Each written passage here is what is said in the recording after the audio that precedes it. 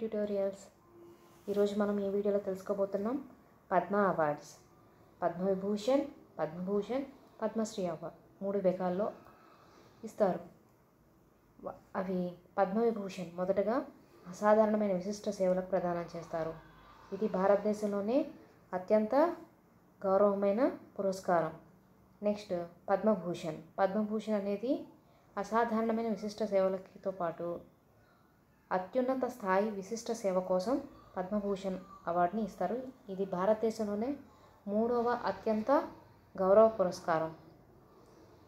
4 విశిష్ట సేవ చేసినందుకు పద్మశ్రీ అవార్డు ఇస్తారు. ఈ సంవత్సరం గణతంత్ర దినోత్సవం సందర్భంగా 132 మందికి పద్మ అవార్డ్స్ ఇస్తున్నారు. అందులో 5 పద్మవిభూషణ్, 17 మందికి పద్మభూషణ్, 110 మందికి పద్మశ్రీ అవార్డ్స్ ఇవ్వడం జరుగుతుంది. పద్మవిభూషణ్ అవార్డులు ఎవరెవరికి వచ్చాయంటే, మొదటిది వైజయంతి మాలా బాలి, కళారంగం, తమిళనాడు నుంచి. 2 కొణిదెల చిరంజీవి, కళారంగం, ఆంధ్రప్రదేశ్. 3 Venkaiah Naidu, public affairs, Andhra Pradesh. 4 బిందేశ్వర్ పాఠక్, సామాజిక సేవ, బీహార్. 5 పద్మసుబ్రహ్మణ్యం, కళారంగం, తమిళనాడు.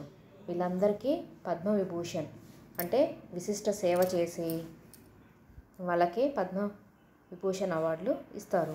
నెక్స్ట్ పద్మభూషణ్ అవార్డులు 17 మందికి ఇచ్చారు. అందులో మొదటిది ఫాతిమా బీవి, కేరళ.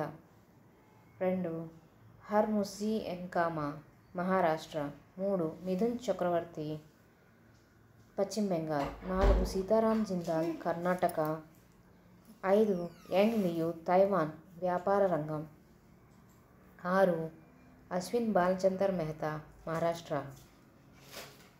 7 సత్యవ్రత ముఖర్జీ, పశ్చిమ బెంగాల్.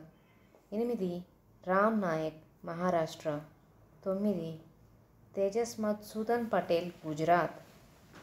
10 రాజగోపాల్, కేరళ. 11 రింపోచే, లడాక్.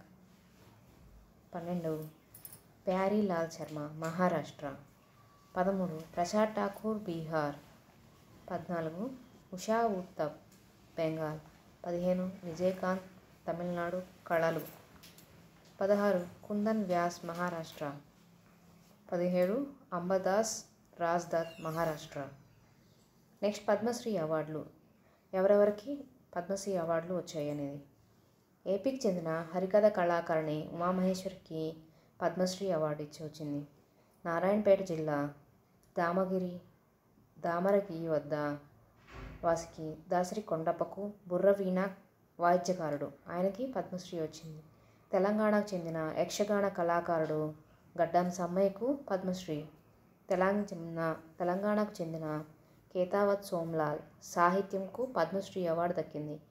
కళల విభాగంలో ఆనందాచారి, తెలంగాణ, పద్మశ్రీ అవార్డు దక్కింది.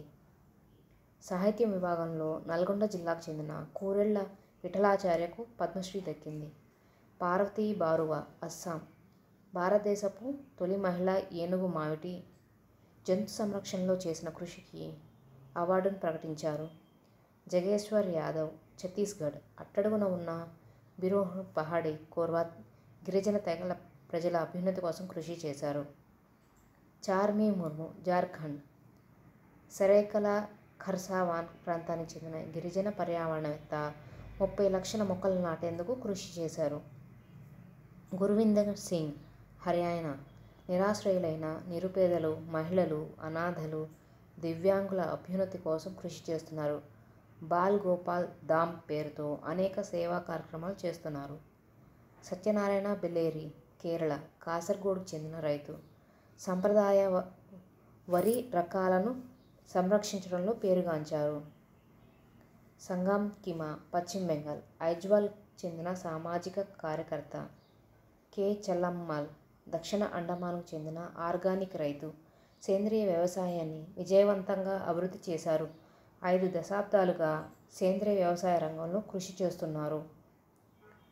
కళల విభాగంలో చూస్తే జానకి లాల్, రాజస్థాన్, గోపీనాథ్ స్వైన్, ఒడిస్సా, స్మృతి రేఖా చక్మా, త్రిపుర, ఓంప్రకాష్ శర్మ, మధ్యప్రదేశ్, భద్రప్పన్, తమిళనాడు, రతన్ కహార్ పశ్చిమ బెంగాల్, నారాయణ్ కేరళ, భాగవత్ పదాన్ ఒడిస్సా, జోర్డాన్ లెప్చా సిక్కిం,